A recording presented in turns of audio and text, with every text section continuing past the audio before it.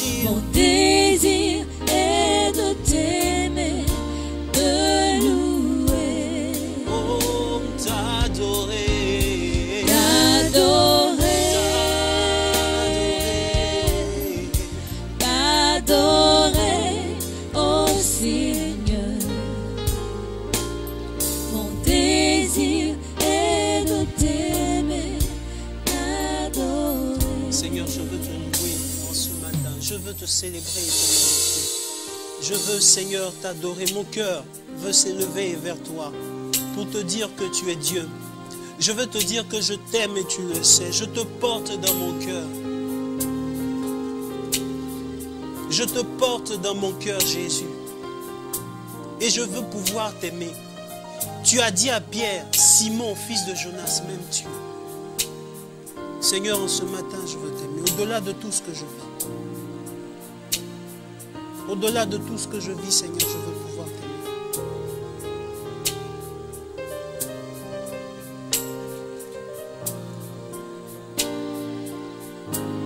Je t'aime, tu le sais. Je te bats dans mon cœur. Et mon cœur brûlant d'amour pour toi. Tu es mon yaya. Je t'aime, tu le sais. Je te bats dans mon cœur. Et mon cœur brûlant d'amour pour toi. Tu es mon yaya. Je t'aime, tu le sais. Oh, je te bats dans mon cœur. Et mon cœur brûlant d'amour pour toi. Tu es mon yaya. Je t'aime, tu le sais. Je te bats dans mon cœur. Et mon cœur brûlant d'amour pour toi. Tu es mon yaya. Je t'aime, tu le sais. Je te bats dans mon cœur. Et mon cœur brûlant d'amour pour toi. Tu es mon yaya. Je t'aime, tu le sais.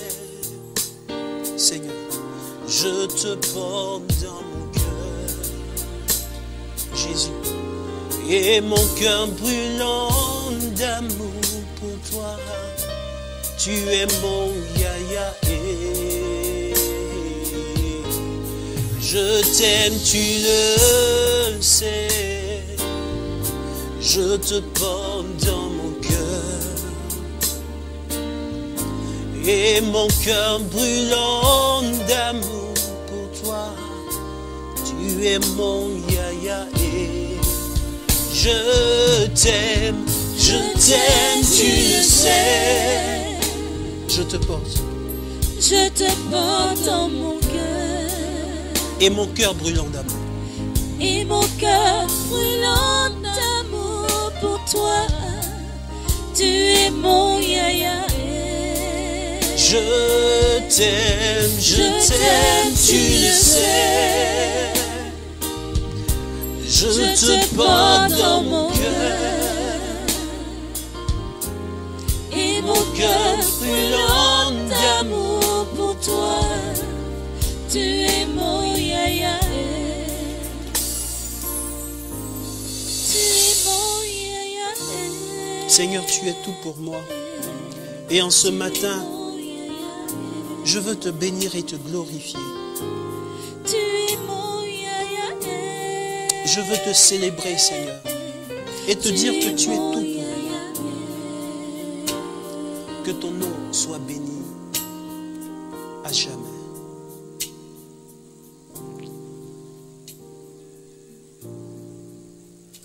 Alors merci au cœur, merci à nos chantres Emmanuel et Sandrine.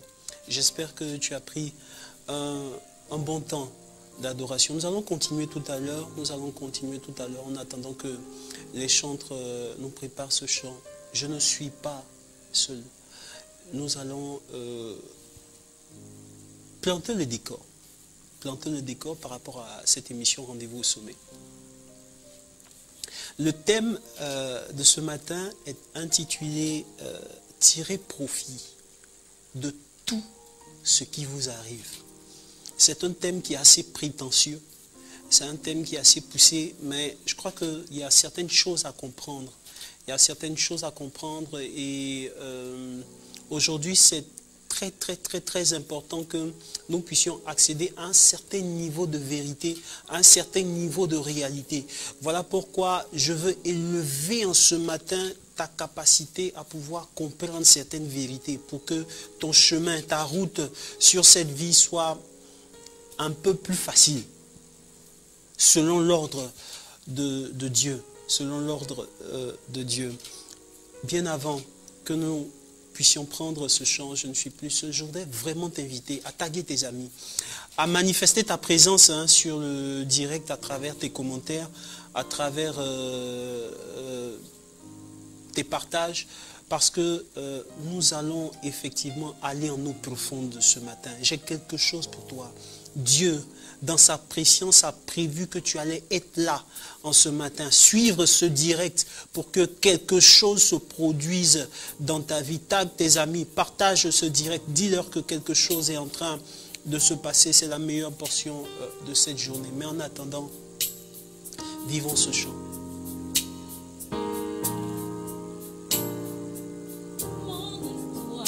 Dépend de toi. Mon histoire dépend de toi, Seigneur. Mon avenir dépend de toi, Seigneur.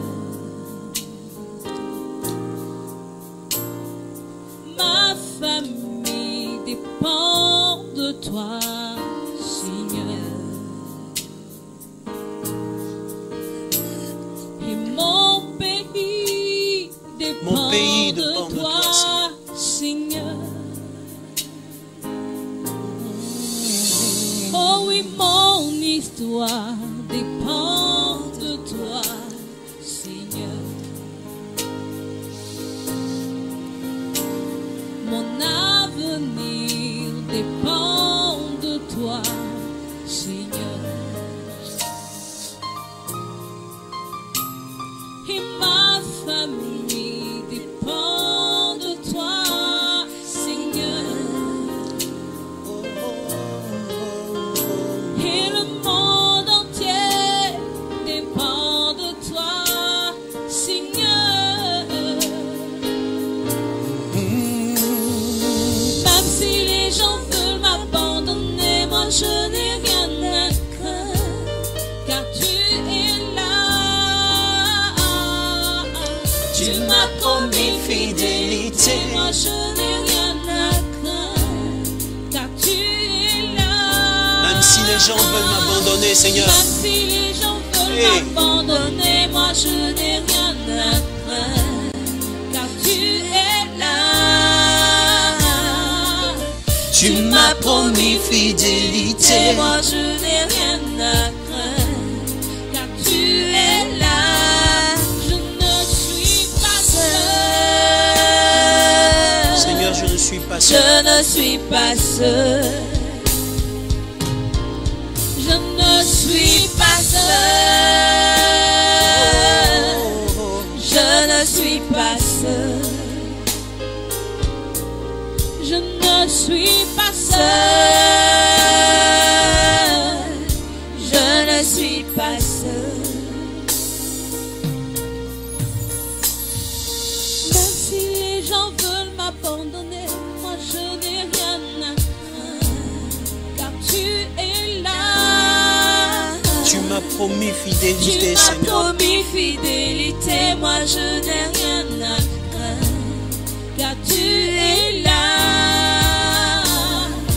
Même si les gens veulent m'abandonner, moi je n'ai rien à craindre. Car tu es là. Tu m'as promis fidélité. Moi je n'ai rien à craindre, car tu es là. Je ne suis pas seul. Je ne suis pas seul. Je ne suis pas seul. Je ne suis pas seul. Je ne suis pas seul. Je seul. Je ne suis pas seul. Je ne suis pas seul. Je ne suis pas seul. Nous allons reprendre, je ne suis pas seul. Je ne suis pas seul. Peu importe ce que je vis, Seigneur, je ne suis pas seul. Je ne suis pas seul. Je ne suis pas seul. Tu as promis, Seigneur, que tu allais être avec moi tous les jours jusqu'à la fin de vie. Je ne suis pas seul. Je ne suis pas seul. Je ne suis pas seul. Je ne suis pas seul. Je ne suis pas seul. Je ne suis pas seul. Je ne suis pas seul. Je ne suis pas seul. Je ne suis pas seul.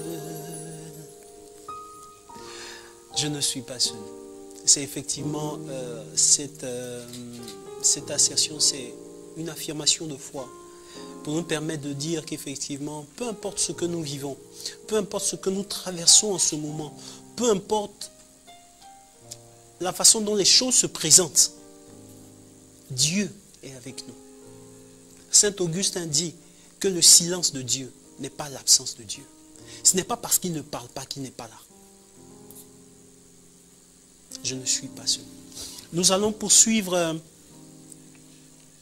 cette émission à travers, en lisant un texte, et je veux t'inviter à méditer avec moi. Il est tiré de 2 Rois, 2 Rois le chapitre 4, du verset 8 au verset 36. Le texte c'est nécessaire que nous puissions lire tout le texte. Donc 2 Rois chapitre 4, du verset 8 au verset 36. Je voudrais dire merci à toutes ces personnes qui sont connectées sur les réseaux sociaux, qui nous suivent. Merci à ces personnes qui sont à l'extérieur de la Côte d'Ivoire. Dans ces pays où il y a pratiquement 5 heures de décalage, mais qui sont en train de nous suivre actuellement. Dieu qui voit votre soif vous bénira. Dieu saura vous combler à la mesure de sa grâce, pas à la mesure de vos attentes, mais à la mesure de sa grâce. Le thème est intitulé « Tirez profit de tout ce qui vous arrive ». Tirez profit de tout ce qui vous arrive. Et le texte de base, il est tiré de 2 Rois, le chapitre 4, du verset 8 au verset 36. Je vais lire la parole. Un jour qu'Élisée passait à Chounem, une femme de qualité qui y vivait l'invita à table. Depuis, chaque fois qu'il passait, il se rendait là pour manger. Elle dit à son mari, « Vois, je suis sûr que c'est un saint homme de Dieu qui passe par chez nous. Construisons-lui une petite chambre haute avec des murs. Et nous y mettrons pour lui un lit, une table, un siège et une lampe. Quand il viendra chez nous, il se retirera là. Un jour qu'il vint là, il se retira dans la chambre haute et s'y coucha. Il dit à Géasi son serviteur, « Appelle cette Shunammite. » Il l'appela et elle se tint devant lui. Élisée reprit, « Dis-lui, tu t'es donné tout ce souci pour nous. Que peut-on faire pour toi? Y a-t-il un mot à dire pour toi au roi ou au chef de l'armée? » Mais elle répondit, « Je vis en paix au milieu des miens. » Il continua, « Alors que peut-on faire pour elle? » Géasi répondit, « Eh bien, elle n'a pas de fils et son mari est âgé. » Élisée dit, « Appelle-la. » Le serviteur l'appela et elle se tint à l'entrée. « En cette saison, l'année prochaine, dit-il, tu tiendras un fils dans tes bras. » Mais elle dit, « Non, mon Seigneur, homme de Dieu, ne trompe pas ta servante. » Or la femme conçut et elle enfanta un fils. l'année suivante, comme lui avait dit Élisée. L'enfant grandit. Un jour, il alla trouver son père auprès des moissonneurs et il dit à son père, « Oh ma tête, ma tête !» Et le père ordonna à un serviteur de le porter jusqu'à sa mère. Celui-ci le prit et le conduisit à sa mère. Il y resta sur ses genoux jusqu'à midi et il mourut. Elle monta l'étendre sur le lit de l'homme de Dieu, ferma la porte et sortit. Elle appela son serviteur et dit, « Envoie-moi l'un des serviteurs avec une ânesse. Je cours chez l'homme de Dieu, je reviens. » Il demanda, « Pourquoi vas-tu chez lui aujourd'hui? Ce n'est pas la pleine lune, ni le Shabbat. » Mais elle répondit, « Sois en paix. » Elle fit seller l'ânesse et dit à son serviteur, « Mène-moi, ne m'arrête pas sans que je ne te l'ordonne. » Elle partit et alla vers l'homme de Dieu au mont Carmel. Lorsque l'homme de Dieu la vit de loin, il dit à son serviteur Géasi, « Vois cette Shunamite, voici cette Shunamite. Maintenant cours à sa rencontre et dis-lui, « Vas-tu bien? Ton mari va-t-il bien? Ton enfant va-t-il bien? » Elle répondit, « Tout va bien. » Quand elle rejoignit l'homme de Dieu sur la montagne, elle saisit ses pieds. Géasi s'approcha pour la repousser, mais l'homme de Dieu dit, « Laisse-la, car son âme est dans l'amertume. Yahvé me l'a caché, et il ne m'a rien annoncé. » Elle dit, « Avais-je demandé un fils à mon Seigneur? Ne t'avais-je pas dit de ne pas me leurrer, de ne pas me tromper? » Élisée dit à Géasi, « Saint-Terrain, mets ta ceinture. Prends mon bâton en main et va. Si tu rencontres quelqu'un, tu ne le salueras pas. Et si quelqu'un te salue, tu ne lui répondras pas. Tu étendras ton bâton au-dessus de l'enfant. » Mais la mère de l'enfant dit, « Aussi vrai que Yahvé est vivant et que tu vis toi-même, je ne te quitterai pas. » Alors elle se leva et la suivit. Il se leva et la suivit. Géasi les avait précédés et il avait étendu le bâton au-dessus de l'enfant. Mais il n'y eut ni voix, ni réaction. Il revint au-devant d'Élisée et lui rapporta ceci. L'enfant ne s'est pas réveillé. Élisée arriva à la maison. Là était l'enfant mort et couché sur son propre lit. Il entra, ferma la porte sur eux deux et pria Yahvé. Puis il monta sur le lit, s'étendit sur l'enfant, mit sa bouche contre sa bouche, ses yeux contre ses yeux, ses mains contre ses mains. Il se replia sur lui-même et la chair de l'enfant se réchauffa. Il se remit à marcher de long en large dans la maison. Puis il remonta et se replia sur lui. Alors l'enfant éternua jusqu'à 7 fois et ouvrit les yeux.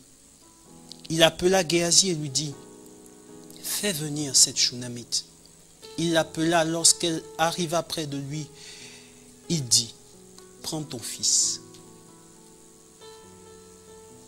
Elle entra, tomba à ses pieds, se prosterna à terre, puis elle prit son fils et sortit. Parole du Seigneur notre Dieu. Nous rendons grâce à Dieu.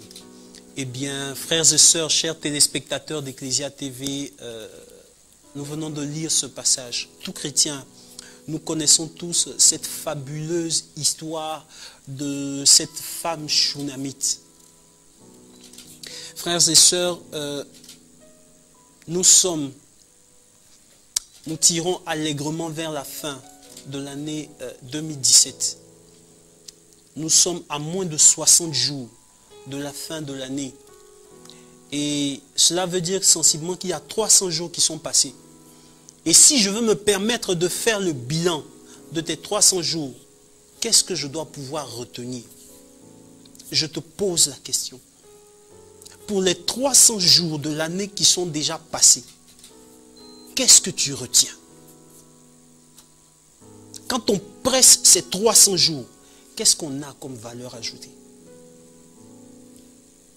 Est-ce que cela rassasie ton âme? Est-ce que cela te satisfait? Si cela ne te satisfait pas, eh bien, je crois que tu es à la bonne place. Parce que j'ai quelque chose pour toi ce matin. Frères et sœurs, le thème de notre enseignement ce matin est intitulé « Tirez profit de tout ce qui vous arrive ». Ça peut être prétentieux. Quand on voit que des gens vivent des drames chaque jour, quand on voit que des gens souffrent, quand on voit que des gens sont à la merci de la méchanceté humaine, comment peut-on dire tirer profit de tout ce qui nous arrive? Le tout veut-il vraiment dire tout? J'ai deux objectifs ce matin pour toi. Mon premier objectif est de t'emmener à ne pas faire des autres les tenants de ta paix intérieure et de ta vie. Le deuxième objectif est de t'emmener à ne pas être sur le banc de touche de ta propre vie. Il faut que tu sois l'acteur de ta vie. Et il faut que tu apprennes à vivre à 100% ta vie. C'est très important. Tirer profit de tout ce qui vous arrive. Tirez profit de tout ce qui vous arrive. Vous savez, c'est un thème de maturité. La Bible dit en Galates, le verset 2, « Aussi longtemps que l'héritier demeure un enfant, il ne diffère en rien d'un esclave. Ses biens sont confiés à un intendant qui les lui rendra quand il deviendra majeur. » C'est quand tu prouves ta majorité que tu entres dans ton héritage. Dans la parabole du fils prodigue, le fils aîné qui refuse d'entrer dans la maison parce qu'on fait une fête pour son petit frère, dira à son père, « Voilà tant d'années que je te sais, et tu ne m'as même pas donné un chevreau pour que je puisse festoyer avec mes amis. » Son père lui dira, « Mais mon fils, tout ce qui est à moi est à toi. » Voilà quelqu'un qui vivait dans la maison de son père comme un ouvrier, alors qu'il était héritier. Il y a des choses aujourd'hui qui te manquent, pas parce que Dieu ne te les a pas données, mais parce que tu ne sais pas t'approprier.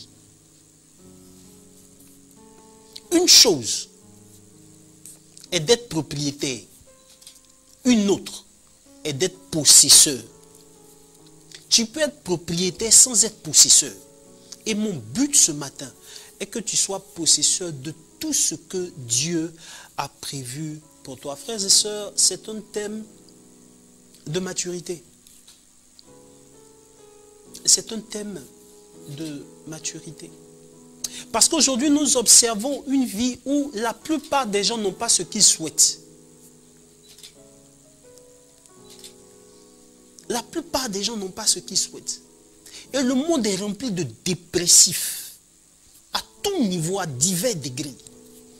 L'église est remplie de dépressifs et de plaintifs. À divers degrés.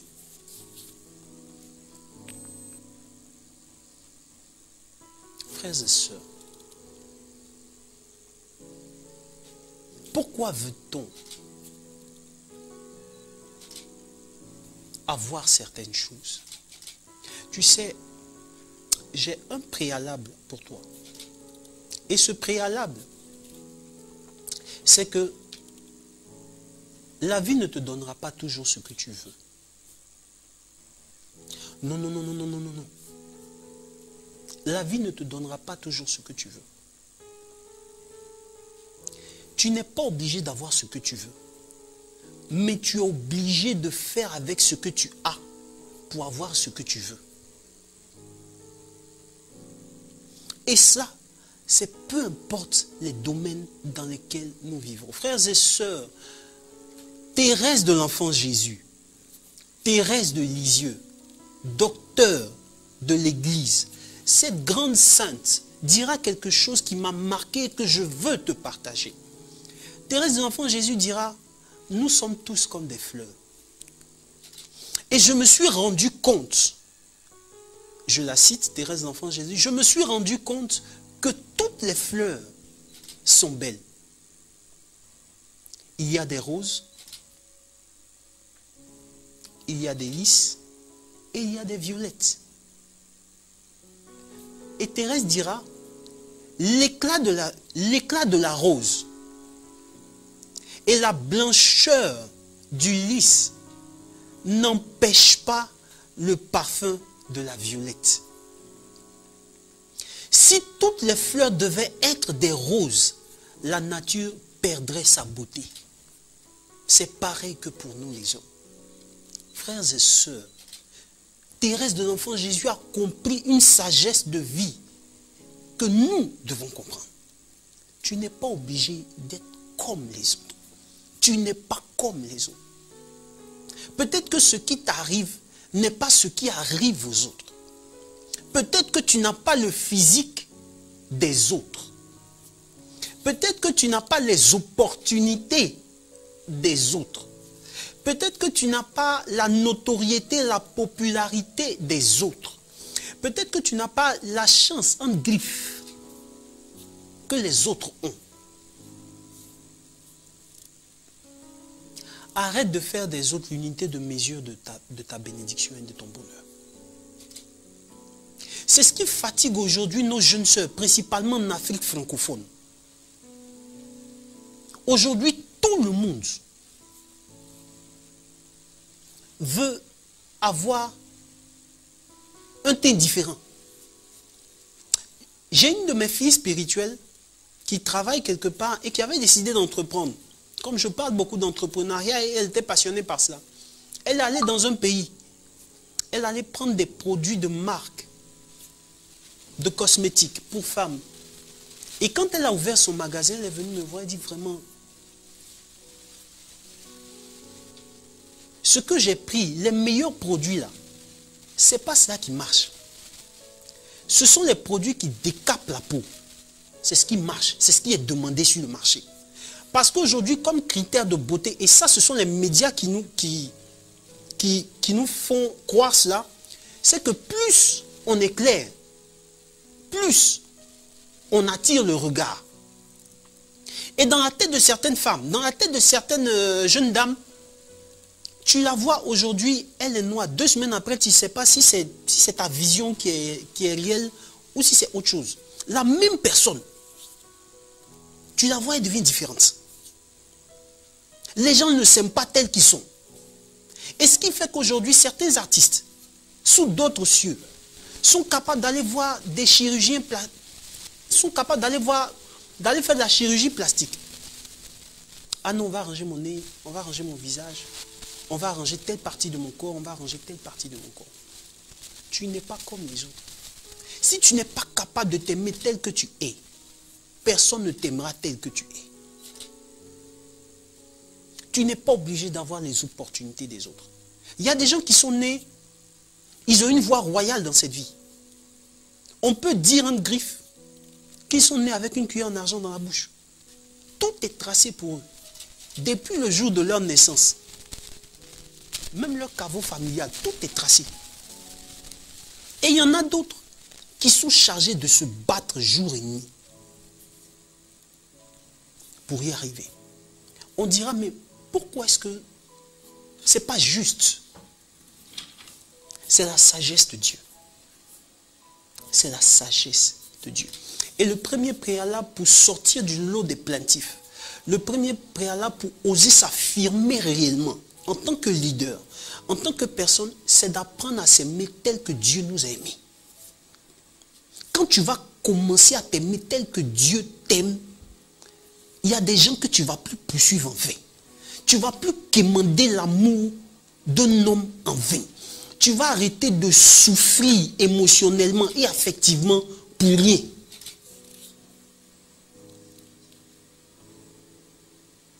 Apprends à t'aimer tel que Dieu t'aime. Tirez profit de tout ce qui nous arrive, frères et sœurs. 2 Rois, chapitre 4, du verset 8 au verset 36. Dans ce texte que nous venons de lire, cette femme Shunamite a réussi à provoquer par 2 fois un miracle. Je disais à l'entame que tu n'es pas obligé d'avoir ce que tu veux. Voilà une femme qui était stérile. Qui était stérile. Une femme de très bonnes conditions. Souvenez-vous que dans le Deutéronome, il est écrit qu'il n'y aura pas de femme stérile en Israël. Cela veut dire que tant que la main de Dieu et la grâce de Dieu étaient sur Israël, le manque de fécondité était considéré dans la conception populaire juive comme le signe de la malédiction. Ce n'était pas normal pour qu'une femme juive soit stérile. Voilà une femme de très haute condition qui apparemment respectait la loi de Moïse, respectait Yahvé, respectait Dieu, respectait les commandements de Dieu. Elle était enviée par les gens, peut-être comme toi. Mais elle avait un réel problème. Elle était stérile. Jusqu'à ce que son mari entre dans le 3e âge. Son mari était vieux. Mais ça n'a pas empêché cette femme de provoquer et d'entrer dans l'univers du possible. En fait, quand je lisais ce passage, je me suis rendu compte dans mes méditations qu'il n'y a rien d'impossible. Mais il y a juste des mentalités inadaptées à la possibilité. Je répète, il n'y a pas d'impossibilité. Mais il y a juste des mentalités qui sont inadaptées à la possibilité. Cette femme qui était stérile ne s'est pas retenue lorsqu'il fallait faire le premier pas. Et si vous suivez le parcours de Rendez-vous au sommet, lorsque je traitais du thème comment saisir les opportunités de sa vie, j'ai dit qu'il fallait toujours faire le premier pas. Élisée passe, un homme de Dieu passe, il s'arrête là avant d'aller au Carmel. Et cette femme dit à son mari, mais et si on pouvait faire plus? Qu'est-ce que tu peux faire de plus ce matin? Ce matin, qu'est-ce que toi, tu peux faire de plus dans ton travail? Qu'est-ce que tu peux faire de plus? Dans ta vie spirituelle, qu'est-ce que tu peux faire de plus? Dans ton couple, qu'est-ce que tu peux faire de plus? Elle décide de faire quelque chose. Elle décide de construire une chambre haute pour l'homme de Dieu. Rappelez-vous dans la parole que Jésus a dit, celui qui donne un verre d'eau à un prophète recevra sa récompense en qualité de prophète. Cette femme a provoqué quelque chose. Et Élisée va demander, mais qu'est-ce que je peux faire pour toi? Je n'ai pas d'argent, mais ce que j'ai, je peux parler au roi pour toi. Je peux parler au chef d'état-major pour toi. Je peux aller voir une autorité pour toi. Qu'est-ce que tu veux que je fasse? Et cette femme dira, je vis en paix au milieu des miens. Géasi va dire à son maître, elle est stérile. Et c'est là que Élisée va prophétiser sur sa vie. Frères et sœurs, c'est le premier miracle. Mais là où la chose va me choquer, et je veux vraiment bouleverser ta conception, c'est que le miracle d'Élisée, à un moment donné, est mort. Je répète ce que je suis en train de dire. Je dis, le miracle d'Élisée est mort à un moment donné.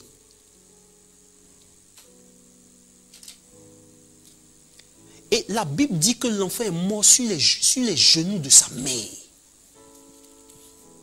Quand l'enfant est décédé, quand l'enfant a expiré, cette femme est entrée dans la deuxième phase pour provoquer un second miracle. Et c'est là que je veux te donner 3 points essentiels qui te permettent d'entrer dans la possibilité. La plupart des gens qui rentrent dans l'univers du possible sont des gens qui sont capables de penser, qui sont capables de parler et qui sont capables de prouver. Tu sais, peu importe ce qu'on dit, les belles paroles qu'on dit dans nos prières, Dieu n'est même pas ému par ça. Dieu, c'est le plus cartésien qui soit. Dieu va t'accorder sa confiance quand tu vas penser comme lui, quand tu vas parler comme lui et quand tu vas prouver. Même Jésus n'a pas échappé à cette loi. Jésus finit son baptême. Satan l'attend au désert pour le tenter. L'Esprit de Dieu sait que Satan l'attend au désert. Je ne sais pas si tu es en train de saisir ce que je dis. L'Esprit de Dieu l'attend au désert. Satan l'attend au désert. Et l'Esprit de Dieu pousse Jésus jusqu'au désert pour qu'il soit tenté. Parce que Dieu voulait vérifier. Dieu ne fait rien sans confiance. Mais attends, toi qui aimes ton enfant, toi qui aimes si bien ton enfant, remets-lui ta carte de crédit. Ta carte bleue sur laquelle il y a tout ton argent, remets ça à ton enfant de 15 mois ou de 20 mois. Parce qu'à cet âge-là, on ramène tout à la bouche. Si tu l'aimes vraiment, parce que c'est ce qu'il veut, remets-lui.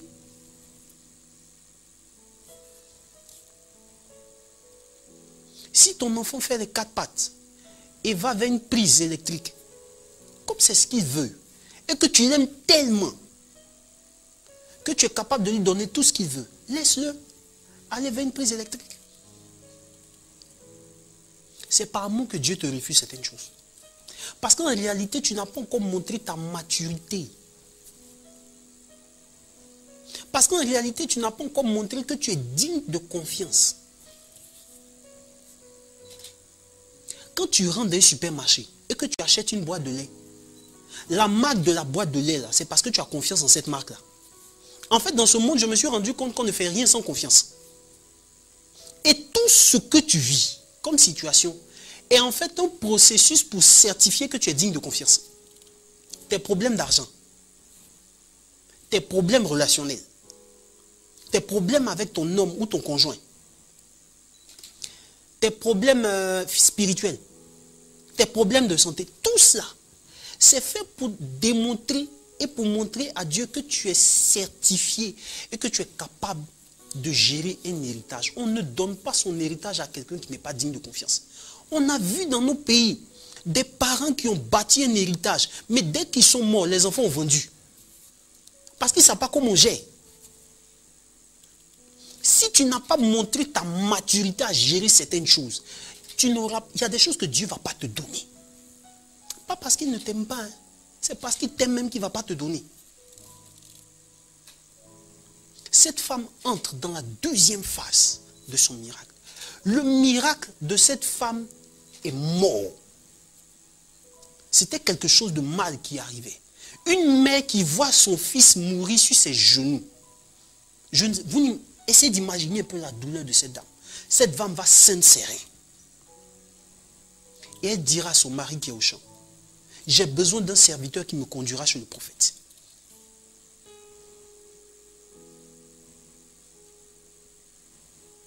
Le monsieur lui demande, mais ce n'est pas la pleine lune. Ce n'est pas non plus le Shabbat. Qu'est-ce que tu vas faire chez l'homme de Dieu? Rappelez-vous que le village de cette dame était environ 80 km de Jérusalem. 80 km au nord de Jérusalem. Et encore, il fallait parcourir une distance pour arriver jusqu'à la montagne de Dieu, jusqu'au Carmel.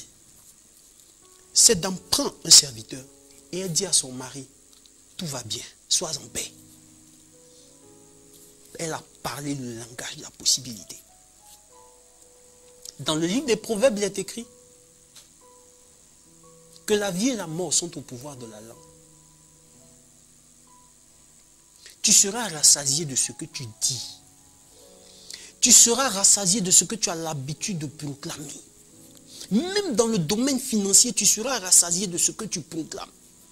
Je suis surpris de voir des gens qui disent non, le pays est difficile, non, il n'y a pas d'argent au pays. Qui t'a dit qu'il n'y a pas d'argent au pays? Mais il faut sortir, tu vas voir. Les gens achètent des maisons comme si ce sont des paquets de bonbons. L'argent circule. Pourquoi toi tu ne vois pas? Il y a des choses qu'il ne faut pas dire. Si tu ne sais pas, il ne faut pas dire. Il y a des gens qui proclament la maladie sur eux. Il y a des gens qui proclament la malédiction sur eux. Écoutez, quand vous rentrez dans un pays, quand vous allez dans un autre pays, il y a le principe de la barrière de la langue. Il faut vous adapter et parler le langage des citoyens de ce pays. Sinon, il y a des choses que vous aurez du mal à vous intégrer. Et beaucoup de chrétiens ont du mal à s'intégrer au principe du royaume et au principe du leadership parce qu'ils veulent bien être des leaders, mais ils ne parlent pas comme des leaders. Ils ne pensent pas comme des leaders et ils ne prouvent pas les choses comme des leaders. L'enfant de cette femme était mort. Et elle dit à son mari, tout va bien. Elle dit au serviteur, tant que je ne t'ai pas dit de t'arrêter, tu ne t'arrêtes pas. Premier point, elle savait ce qu'elle voulait. La plupart des gens qui tirent profit de tout ce qui leur arrive sont des gens qui savent ce qu'ils veulent dans la vie. Et tu sais, je vais te dire, ce matin, je veux vraiment être direct avec toi. Il y a des gens qui ont 60 ans, qui ont atteint la soixantaine, mais qui ne savent pas ce qu'ils veulent dans leur vie.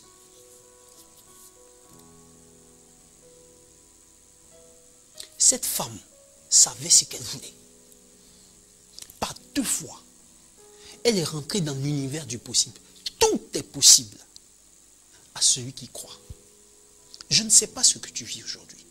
Je ne sais pas ce à quoi tu es confronté comme montagne. Je ne sais pas l'impossibilité en griffe qui semble freiner ta course. Mais je veux te dire, il faut être capable d'être enraciné dans ce que tu veux réellement. Bartimée voulait voir. C'était sa seule chose. Quand les gens lui disaient « tais-toi », il criait de plus belle. C'est quelqu'un qui savait ce qu'il voulait. La plupart des gens qui parlent ne savent pas comment tu vis. La plupart des gens qui critiquent autour ne savent pas ce que tu vis. Autour de toi, tu as tellement soigné tes apparences que tout le monde t'envie. Il y a des gens qui sont des maniaques pour soigner leur apparence. On montre tellement que tout va bien chez nous qu'en réalité, on a du mal à montrer, même à Dieu, quand on vit certaines choses. Les gens t'envient, mais tu sais. Et ceux qui parlent là, ils ne savent pas que tu pleures la nuit chaque soir sur ton oreille. Ils ne savent pas. Ton alliance en émeraude que tu as acheté à combien de millions? Quand tout le monde te voit, tout le monde t'envie. Mais toi, tu sais ce que tu vis dedans. Il faut savoir ce que tu veux. Si tu ne sais pas ce que tu veux dans la vie, les gens vont t'envoyer où ils veulent. Si tu ne sais pas ce que tu veux, les gens vont t'envoyer où ils veulent. Cette femme savait ce qu'elle voulait. J'ai dit à l'entame, tu n'es pas obligé d'avoir ce que tu veux, mais tu es obligé de faire avec ce que tu as pour avoir ce que tu veux. Il y a des gens qui ont bâti des empires financiers à partir de rien. À partir de rien. Rien. Rien, c'est rien. Il y a d'autres qui avaient reçu un héritage, mais qui ont tout dilapidé.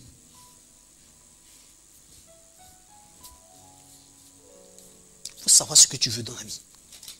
Quand tu vas à l'aéroport, tout le monde voyage. Mais tu t'orientes dans l'aéroport en fonction de ta destination. Le monsieur va à Bamako, toi tu vas à Paris. Vous marchez ensemble. Ce n'est pas avec tout le monde on marche. Ce n'est pas avec tout le monde on parle. Ce n'est pas avec tout le monde on brûle du temps. Quand vous vous asseyez, vous brûlez du temps, vous parlez de quoi? Ça nourrit quoi dans ton esprit? Quand tu parles, qu'est-ce que tu sèmes dans le monde spirituel pour toi-même et pour tes enfants? Tout le monde est ton camarade Abidjan ici. Tout le monde.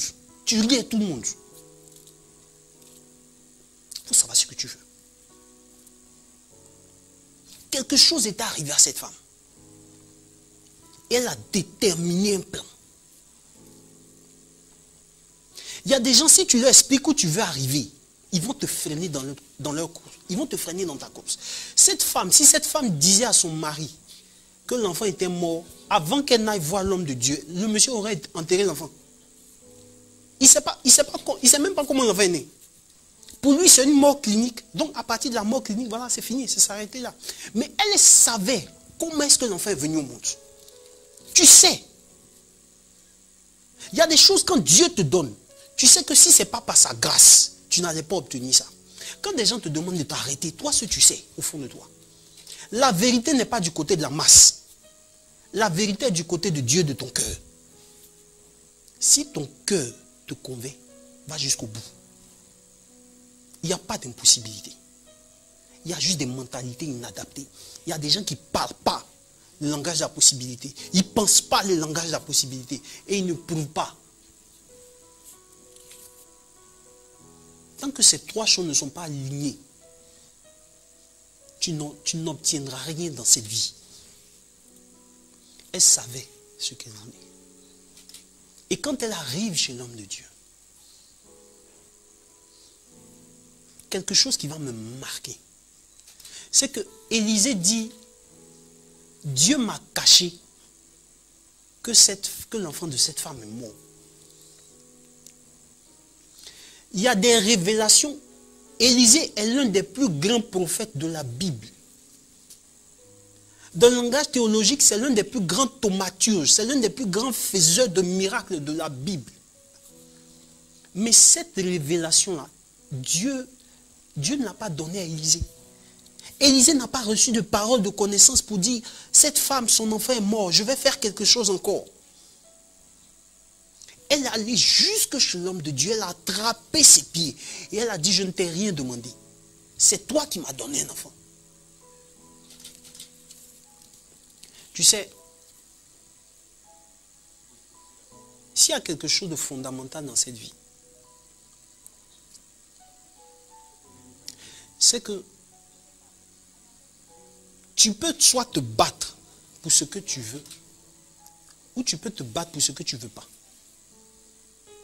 Il y a des gens qui combattent des combats, qui mènent des combats, et qui se retrouvent à la mauvaise station de leur vie. Simplement parce qu'ils se sont associés avec quelqu'un, ou simplement parce qu'ils ont une mentalité qui ne confesse pas la mentalité de Dieu. Voilà quelqu'un qui fait 38 ans au bord d'une piscine, jusqu'à ce que Jésus vienne lui demander, mais est-ce que toi-même là tu as envie de guérir? Jésus l'a guéri, mais ma question, et ces 38 ans qu'il a passé là, 38 ans dans la vie d'un être humain, c'est pas rien. 38 ans dans la vie d'un être humain, c'est pas rien. Tant que tu resteras ignorant, le plus grand capital de ta vie qui est le temps, tu risques de le perdre. C'est préférable que tu comprennes les choses très tôt. Ça va t'éviter des souffrances. Ça va t'éviter des efforts inutiles. Et un jour, je disais à quelqu'un, mais riait, je dis, là où le cerveau est en congé, là, les muscles font des heures supplémentaires. Là où le cerveau est en congé, les muscles font des efforts supplémentaires. Tes muscles vont compenser ce que ton cerveau ne fait pas. Il faut savoir ce que tu veux dans la vie. Et généralement, Dieu ne marche pas avec des gens qui ne savent pas où ils vont. Dieu ne marche pas avec des gens qui sont comme Simon. Il dit oui aujourd'hui, demain il dit non. Tu dois être capable avant de sortir de chez toi, de savoir où tu vas. Qu'est-ce que tu fais de la journée? Vous vous entendez sur certaines choses pour monter une entreprise. Les revenus ne sont même pas encore arrivés, tu changes de covenant. C'est vrai, on a dit ça, mais voilà. Et tu changes. Toi et ton mari, vous vous entendez sur certaines choses. Arrivé devant, tu changes. Et tu veux que les gens s'adaptent au fait que tu sois aussi versatile. Qu'est-ce que tu veux à la fin? Tu essaies ça, ça ne marche pas. Tu essaies ça, après tu abandonnes. Après tu essaies ça, après tu abandonnes. Après tu essaies ça, tu abandonnes. Finalement, qu'est-ce que tu fais?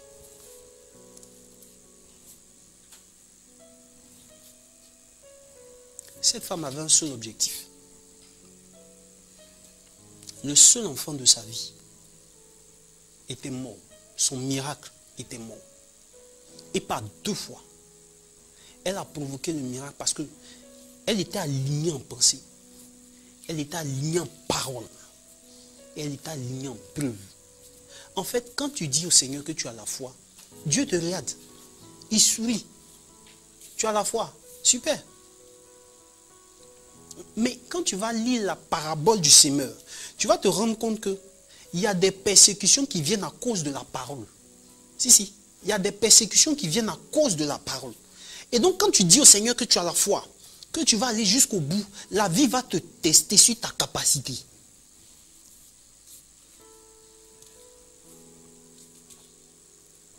On va voir. Et Dieu est là, il te regarde. Parce qu'il y a un temps où on te choisit. Mais il y a un temps où ce sont tes choix qui déterminent ce que tu deviens. Dieu peut te dire ce que tu vas devenir. Mais ce que tu peux devenir, ce que tu deviens réellement, dépend de tes choix. Samuel a oint David. Il est parti. Quand David est retourné en brousse, David faisait face à des lions. David faisait face à des ours. David faisait face à Goliath. Samuel n'était pas là. Il a fini de lui donner une onction. Ce que tu veux en faire, vas-y. S'il voulait rester en brousse, il allait rester un bon berger avec une onction royale. En brousse. Libre à lui. En fait, la station à laquelle tu te trouves aujourd'hui dans ta vie, même au niveau financier, au niveau relationnel, à tous les niveaux, dépend de ce que tu as fait hier. Dépend de ta façon d'avoir conçu la grâce qui est sur ta vie. Pourquoi il y a des gens, des hommes d'affaires, qui ne sont pas chrétiens comme toi, mais parce que simplement ils savaient ce qu'ils voulaient. Ils ont bâti des empires financiers. Aujourd'hui, on parle d'eux. Et la plupart des leaders dans le domaine financier aujourd'hui, dans ce monde, ne sont pas chrétiens. Toi, tu as l'esprit de Dieu. Toi, tu as l'esprit de filiation. Tous les séminaires de leadership à Abidjan, si tu les fais, quelles sont tes preuves? À la moindre secousse, tu remets tout en cause. À la moindre secousse, tu remets tout en cause.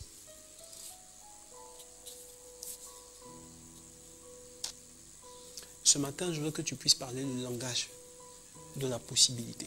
Et il y a 3 P pour entrer dans l'univers de la possibilité.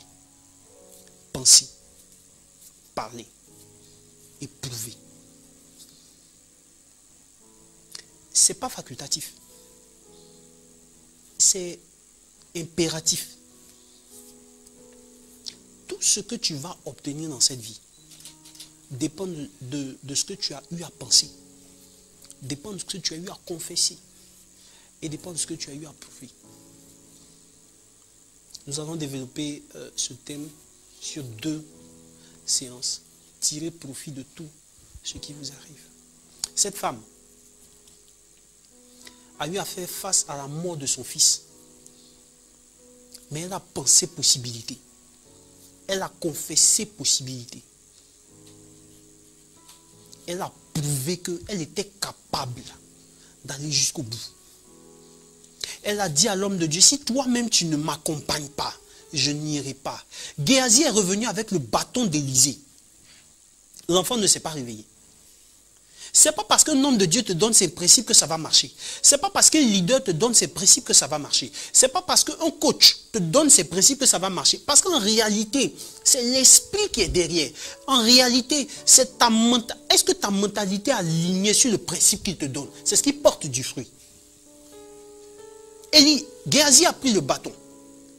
Il a couché le bâton sur l'enfant. L'enfant ne s'est pas réveillé.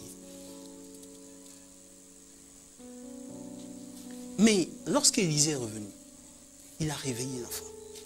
Tu sais, et là je vais terminer. Je ne sais pas quelle est la lenteur de ta course aujourd'hui. Je ne sais pas ta plus grande amertume. Je ne sais pas ce qui mine et ce qui rassasie ton âme aujourd'hui. Si c'est de la tristesse, si ce sont des regrets, je ne sais pas. Mais je peux te dire, avec ce que tu as aujourd'hui, avec les moyens que la vie t'a donnés, avec ce que tu possèdes aujourd'hui, tu peux devenir ce que Dieu veut que tu deviennes. Tu peux devenir ton rêve le plus fou. Chaque fois que je monte dans un avion, je me dis qu'effectivement Dieu a rendu l'homme grand. Comment quelqu'un peut imaginer qu'on peut construire un avion et se déplacer à travers le monde? Sûrement qu'à son époque, des gens lui disaient, mais tu es fou. Il y a quelque chose qui ne va pas chez toi. Mais aujourd'hui, 200 millions de personnes voyagent à travers le monde chaque jour en avion. Parce qu'un jour, il a eu à croire, il a pensé possibilité. C'est possible. C'est possible. C'est possible que tu deviennes l'homme l'homme prospère que tu as souhaité. Et ce n'est pas parce que tu es endetté aujourd'hui que Dieu ne t'a pas donné l'héritage de la prospérité. Pense, parle, prouve que Dieu te bénisse. Que Dieu t'accorde sa grâce. Et je prie que la main de Dieu ne te lâche pas tout au long de cette fin d'année. Je prie que cette fin d'année soit l'une des fins d'année les plus heureuses que tu aies connues. Je prie qu'avant le 31 décembre, avant la dernière seconde du 31 décembre, tu entends une nouvelle qui va abréger qui te fera oublier toutes tes souffrances. Je prie que quelque chose de nouveau se passe et que tu arrives à tirer profit de tout ce qui t'arrive aujourd'hui. Aime-toi tel que tu es. Pense possibilité. Parle possibilité. Et prouve possibilité. Que Dieu te bénisse. Nous allons méditer ce chant avec le cœur en attendant ton appel, en attendant tes préoccupations. Que Dieu te bénisse.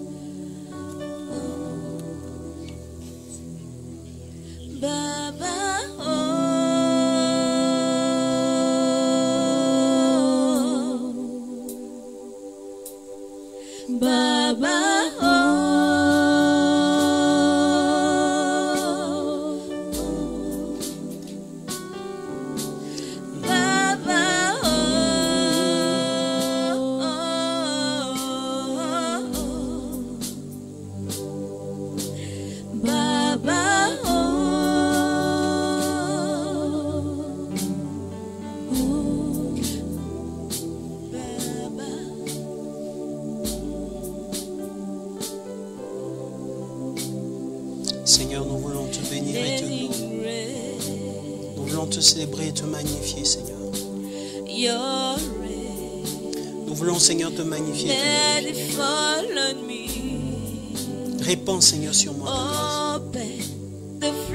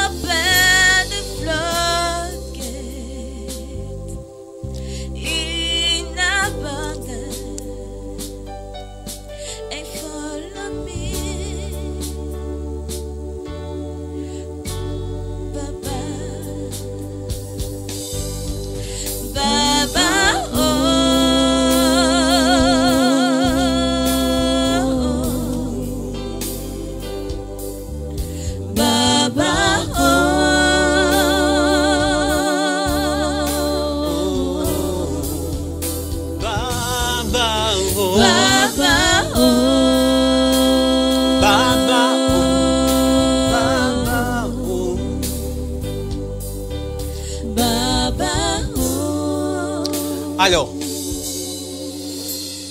voilà, nous basculons directement vers la dernière étape de l'émission Rendez-vous au sommet. Ah, et cette étape-là, elle sera dirigée par toi, par vous qui nous suivez sur les réseaux sociaux. Elle sera dirigée par vous. Il s'agit d'appeler le 67 63 72 64. 67 63 72 64. Pour toutes les personnes qui sont à l'extérieur de la Côte d'Ivoire, pour ces nombreuses personnes qui sont à l'extérieur de la Côte d'Ivoire, vous précédez ce numéro de plus 225. Plus 225 et vous avez accès à votre émission Rendez-vous au sommet. Nous avons parlé d'un thème qui est très important. Tirer profit de tout ce qui nous arrive.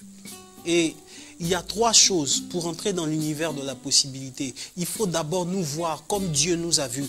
Il faut nous aimer comme Dieu nous a aimés. L'autre n'est pas l'unité de mesure de notre bonheur. Les gens paraissent heureux, les gens paraissent forts, les gens paraissent puissants. Mais en réalité, toi aussi, tu es la plus belle chose que Dieu ait pu créer. Parce qu'en réalité, nous nous complétons tous dans ce monde. Nous nous complétons tous dans ce monde. Et il y a 3 choses pour entrer dans l'univers de la possibilité.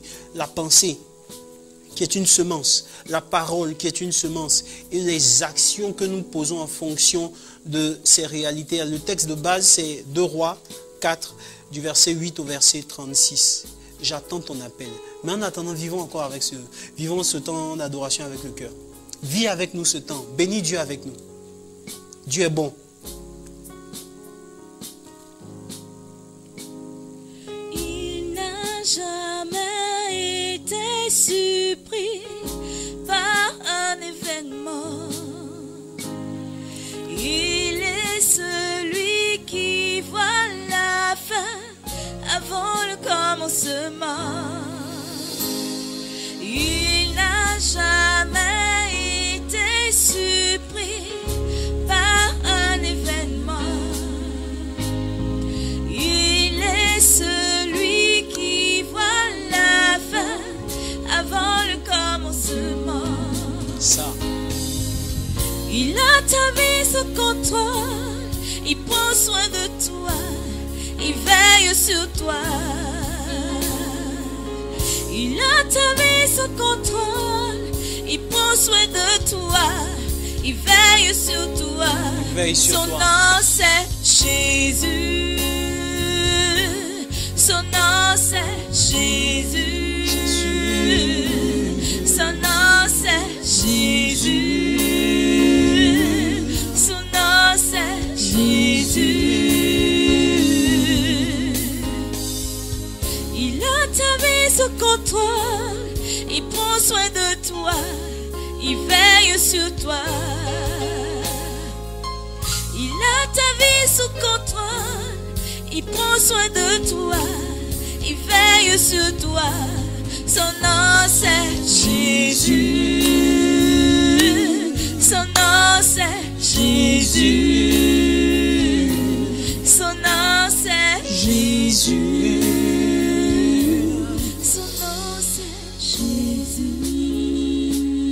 La grâce de Dieu est sur nous. Son nom c'est Jésus. Il n'a jamais été surpris par un événement. Dieu connaît la fin avant le début. Il a déjà vu la fin avant le début. C'est le meilleur scénariste qui soit. Et dans ta vie, il produira quelque chose de bon. Dans ta vie, il produira quelque chose pour te rendre heureux, pour te rendre heureuse. Nous sommes à la 2e phase de cette émission. Nous n'avons que 90 minutes. Oui. Rendez-vous au sommet, c'est que 90 minutes. Donc, dépêche-toi, fais vite. J'attends ton coup de fil. J'attends ton appel pour ce que tu as pour ce que tu n'as pas bien compris. Pour ce que tu souhaiterais qu'on puisse approfondir. Hein? J'attends ton coup de fil. Nous allons méditer ce chant qui dit « Je sais que par toi je triompherai. J'atteindrai mes objectifs. » Parce que Dieu veut que tu atteignes tes objectifs. Dieu veut que tu sois élevé. Dieu t'attend. Il t'a donné un rendez-vous au sommet. Il t'a donné un rendez-vous au sommet. Nous avons parlé de ce thème. Tirez profit de tout ce qui vous arrive. Tirez profit de tout ce qui vous arrive. Dans tout ce que tu vis, il y a une grâce, il y a une bénédiction, il y a une faveur. Peu importe. Vis avec nous ce chant. Mais j'attends ton coup de fil. Oh mon Dieu, mon Père, mon rocher, mon bouclier, ce vent si fort, me donne des peines à avancer. Je sais qu'en toi,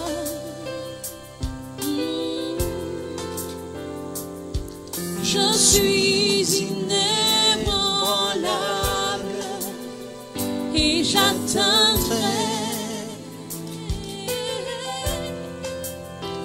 la destinée qui brûle en moi. Je sais par Je triompherai. Je triompherai. J'atteindrai. J'atteindrai mes objectifs. Oui, par toi, j'aurai la victoire.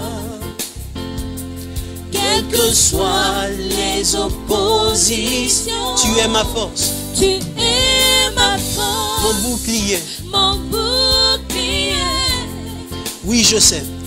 Oui, je sais, je suis plus que vainqueur. Sois loué.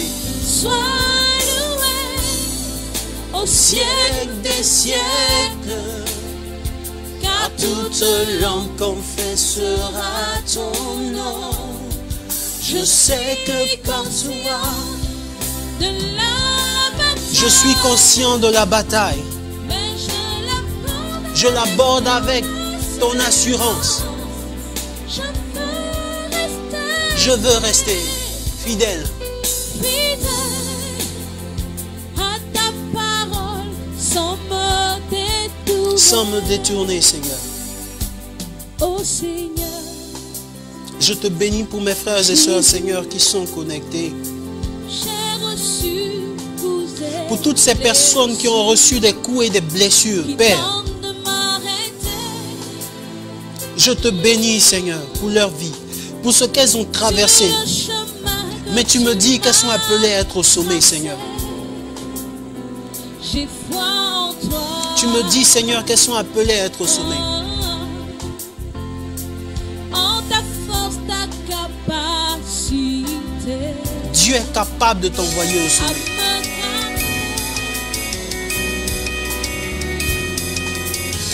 Je crois que nous avons un appel priorité au téléphone. Allô? Oui, allô, bonjour. Allô? Bonjour. Allô? Oui, bonjour, vous m'entendez? Je vous entends difficilement. Allô? Alors, en attendant, oui, allez-y, madame, allez-y, allez-y. Si je suis à Ecclesia TV, Oui, vous êtes sur Ecclesia TV, vous êtes en direct. Vous êtes en direct, allez-y. d'accord. Shalom frère, j'ai une question. Oui, oui. Shalom à vous. Ok. J'aimerais savoir comment tirer profit de la situation financière difficile qu'on traverse. D'accord, d'accord. Ok. Ok. C'est toute votre question? Oui, oui, c'est toute ma question. D'accord, vous pouvez raccrocher, je vous réponds de suite. Ok, j'ai compris.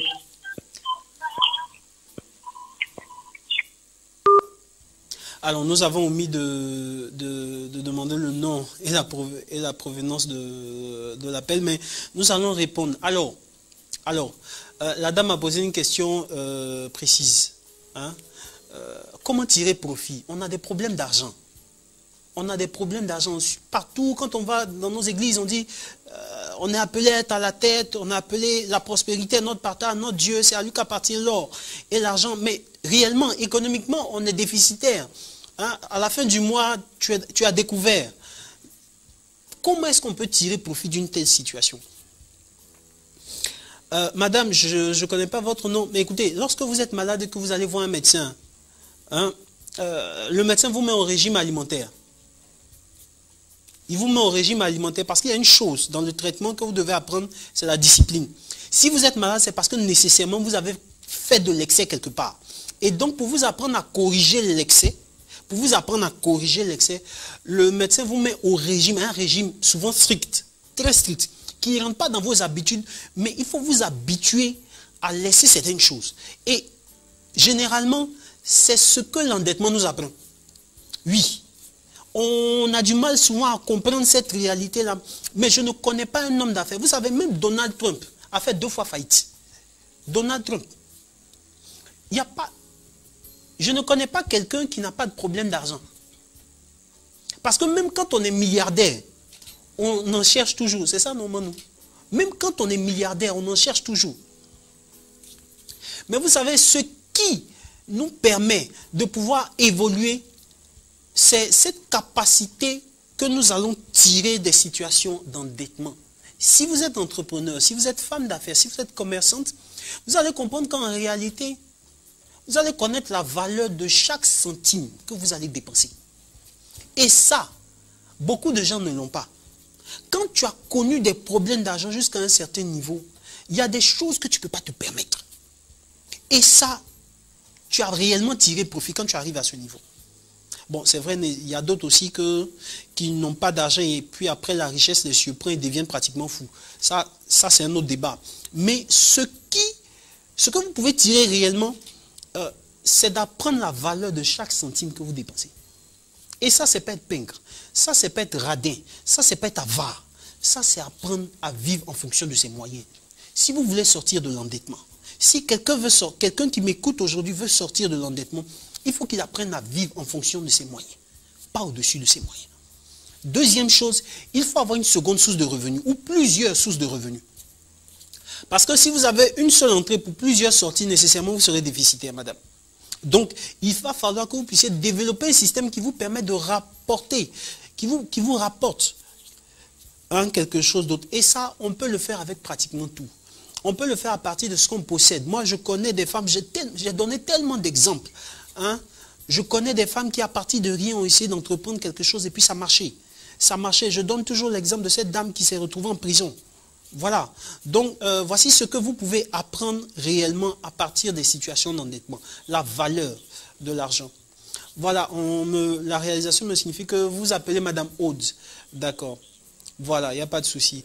Donc, merci à vous, Madame Aude. Et si vous voulez qu'on approfondisse, n'hésitez surtout pas à rappeler. Merci. Merci à toutes ces personnes qui nous suivent, qui commentent, qui partagent. Vous aussi, vous pouvez nous appeler. Merci à ceux qui sont à l'extérieur du pays. Vous pouvez nous appeler. Nous avons parlé d'un thème très important. Tirer profit de tout ce qui nous arrive.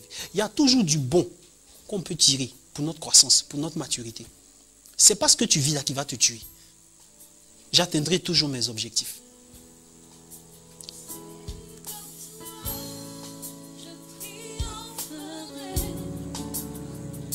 J'atteindrai mes objectifs. Oui, par toi, j'aurai la victoire. J'aurai la victoire. Quelles que soient les oppositions, tu es ma force, mon bouclier. Oui, je sais, je suis plus que vainqueur. Sois loué au siècle des siècles, car toute langue confessera ton nom. Je suis conscient de la bataille. Je suis conscient, Seigneur, de la bataille.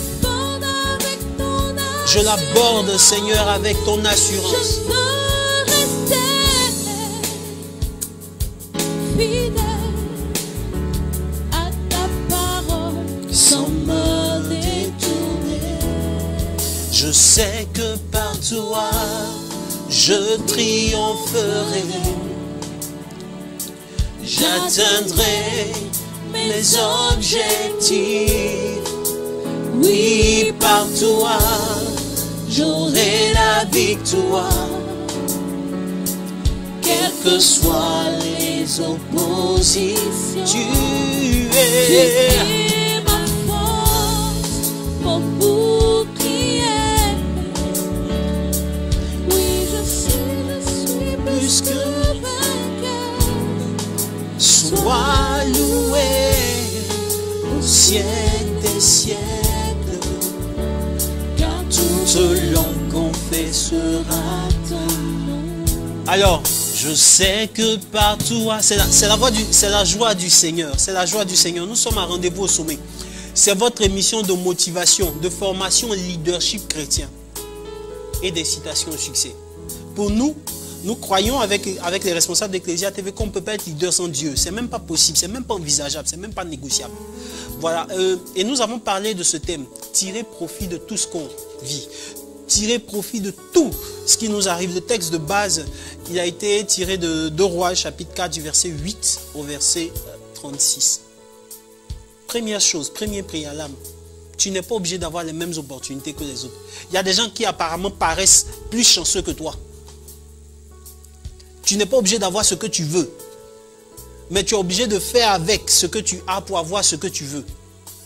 Chacun court en fonction de son chronomètre. Chacun court en fonction de sa paire de marques dans son couloir, avec sa capacité de vitesse dans cette vie. Et peu importe ce que tu vis, peu importe ce que tu vis, hein, il y a quelque chose de bon que tu dois tirer pour le prochain palier de ton succès. Pour le prochain palier de ton succès, c'est ce que nous avons dit. Et nous avons donné 3 points pour entrer dans la possibilité. Penser, possibilité. Parler, possibilité. Éprouver la possibilité à travers des actions concrètes. Nous avons un appel. Priorité aux téléspectateurs. Bonjour madame. Allô, bonjour. Bonjour madame, votre nom, votre provenance et votre préoccupation s'il vous plaît. Oui, vous m'entendez madame? Oui, je suis à Ecclésia. Oui, vous êtes à Ecclésia, vous êtes même en direct à l'émission Rendez-vous au sommet. Bon, il y a quelqu'un. D'accord, quel est votre nom et votre préoccupation madame?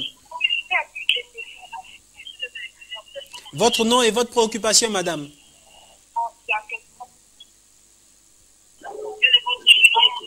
Oui.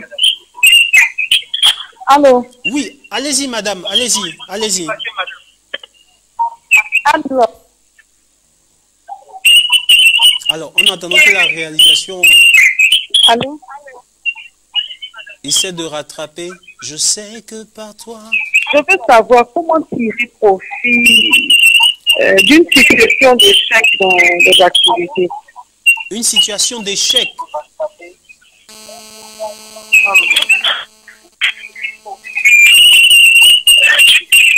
D'accord, j'ai bien saisi. Est-ce que je peux avoir un peu plus de détails, s'il vous plaît, madame? Question. Il y a des choses à chaque fois et puis ça ne marche pas. Comment revenir? D'accord. Ok. C'est compris, madame. C'est compris. Vous pouvez raccrocher, je vais vous répondre. Vous pouvez raccrocher, je vais vous répondre, madame.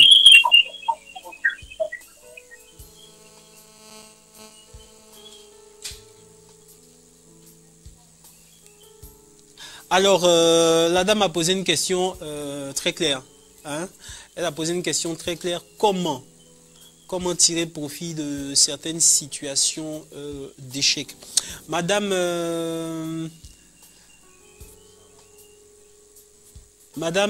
nous avons tous connu des échecs. Moi-même qui vous parle. Et c'est quand même, je veux dire, l'échec est la base au fait de l'expertise. Parce que aucun expert, Niels Bohr, qui est un véritable coach en marketing, hein, dira que un expert, c'est quelqu'un qui a échoué pratiquement dans tous les domaines possibles, qui a connu tous les échecs possibles d'un domaine. Un expert, je répète, un expert, c'est quelqu'un qui a connu tous les échecs possibles dans un domaine. Généralement, le mal avec l'échec, surtout en Afrique, c'est qu'on a l'impression qu'on perd deux choses, le temps et l'argent. C'est ton seul fonds. 2 millions, 3 millions, 4 millions, tu mets dans une affaire. Et tout dégringole.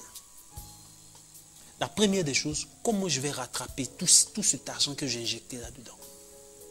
Deuxième des choses, et le temps, les efforts que j'ai injectés, je me suis donné tellement de mal. Et ça fait qu'on ressort généralement de ces échecs-là détruit complètement. Alors qu'en réalité, l'échec est un escalier qui nous permet de pouvoir accéder à un prochain niveau. Madame, tout le monde échoue. Et quelque part, si vous lisez la Bible, vous allez vous rendre compte que Jésus, même dans ses guérisons, un jour a été confronté à une situation où il a guéri quelqu'un. Et le monsieur a dit qu'il voyait, mais en fait, il voyait des gens qui étaient comme des arbres. Et il a essayé encore. Et c'est à la deuxième tentative que la guérison s'est réellement manifestée. Pour vous dire que l'échec en soi n'est pas une fatalité. C'est ce que nous croyons. Et voilà pourquoi j'ai parlé de penser, parler, éprouver. Tant que vous avez la capacité d'essayer essayer. Mais il va falloir, si j'ai plus d'informations par rapport à ce que vous entreprenez, savoir comment est-ce que vous avez entrepris pour arriver à ce niveau. Peut-être que c'est la procédure qui n'est pas bonne et qu'il va falloir corriger. Voilà, si vous pouvez rappeler, pour que je puisse en savoir un peu plus, je pourrais vous dire concrètement où est-ce que le mal se trouve, quelle est la cause réellement. Mais je peux vous garantir que par principe, madame, vous n'êtes pas en train de perdre votre temps parce que vous avez échoué. Vous n'avez pas perdu du temps parce que vous avez échoué. Au contraire, il faut être capable de tirer toutes les leçons possibles. Et généralement, c'est ce qui fait que des gens se séparent, ils quittent des couples. Ils rentrent dans d'autres couples et puis ils reproduisent les mêmes erreurs. Le monsieur sort d'une entreprise, il va monter sa propre entreprise et il reprend les mêmes erreurs. Parce que quelque part, on n'a pas réussi réellement à tirer profit. Si j'en sais un peu plus, je pourrais vous dire concrètement qu'est-ce qui n'a pas marché. Est-ce la procédure? Est-ce votre façon de planifier les choses? Est-ce votre organisation personnelle? Ou même est-ce que c'est la vision réellement qu'il va falloir corriger? Si vous pouvez rappeler après, n'hésitez surtout pas. Mais merci à toutes ces personnes qui sont connectées. Je sais que par toi, je triompherai.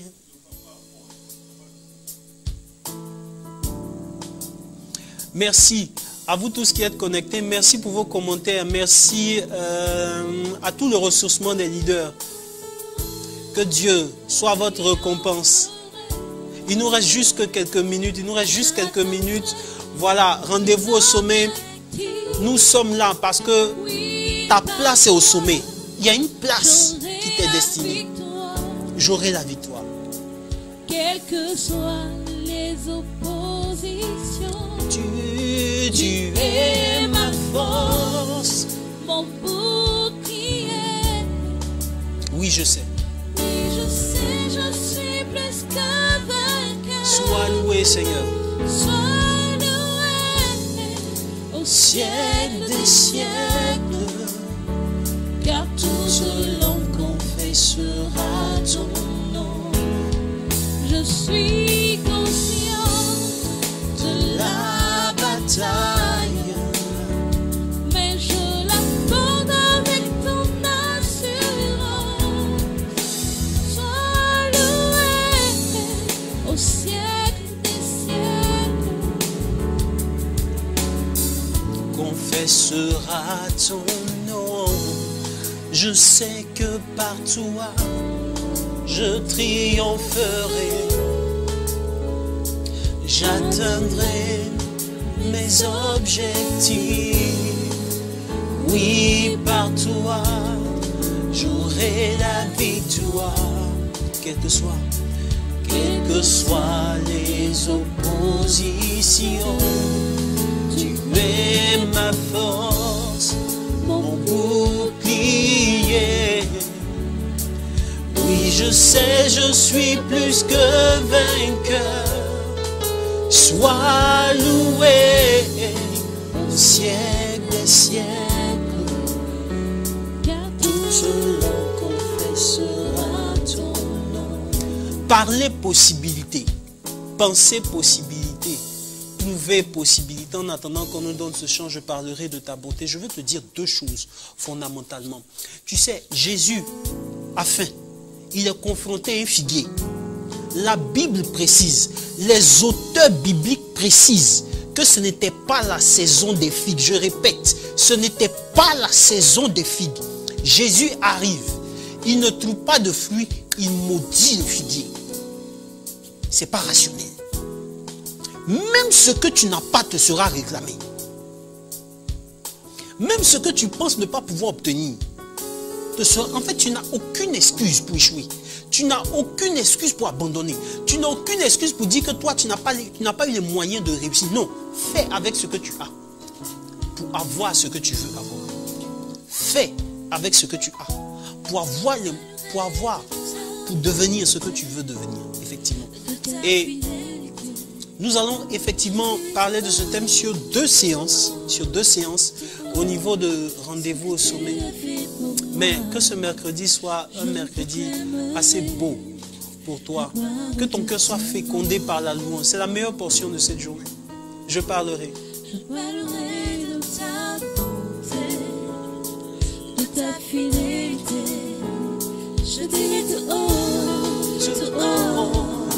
oh, ce que tu as fait pour moi. Je proclamerai la gloire de ton nom. Tu m'avais dit de compter sur ta et je n'ai pas hésité, Seigneur. Toi, tu m'as donné ta fidélité. Tu m'as donné ta fidélité, Seigneur. Vraiment, tu m'as étonné. Je parlerai de ta bonté, de ta fidélité. Je dirai tout haut, tout haut, tout haut, ce que tu as fait pour moi. Je proclamerai la gloire de ton nom. Alors, nous sommes au terme de cette émission. Nous avons atteint les 90 minutes d'émission. Il faut bien qu'on descende de la montagne. Il faut bien qu'on descende de la montagne. Je veux vraiment dire un sincère merci. Sincère merci à toutes ces personnes qui sont sur les réseaux sociaux, qui abattent un travail formidable. Merci à vous qui êtes fidèles à tout ce que le ressourcement des leaders fait comme activité. J'ai deux annonces principalement pour vous. Première annonce, il y a ce livre. Vous n'avez qu'une seule vie. Vous devez la réussir, de Stéphane-Marie Duno. Vous pouvez la voir ici à Ecclesia TV, à la cathédrale Saint-Paul du Plateau. C'est un coaching de vie qui a bouleversé des vies, qui est en train de bouleverser des vies. Il vous faut la voir. Seconde annonce, le dîner gala du ressourcement des leaders le 9 décembre. Le 9 décembre à partir de 19h. Tu as raté, c'est pas bon.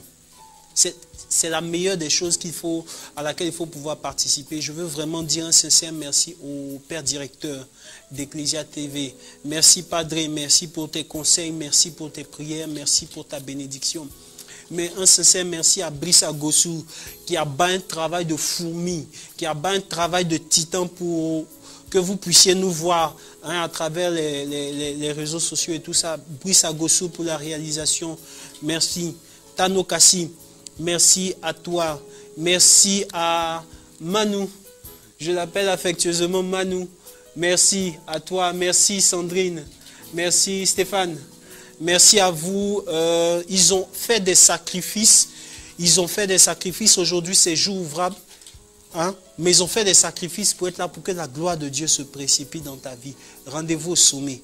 Rendez-vous dans 2 semaines. Que Dieu te bénisse. Je parlerai de ta bonté. Shalom.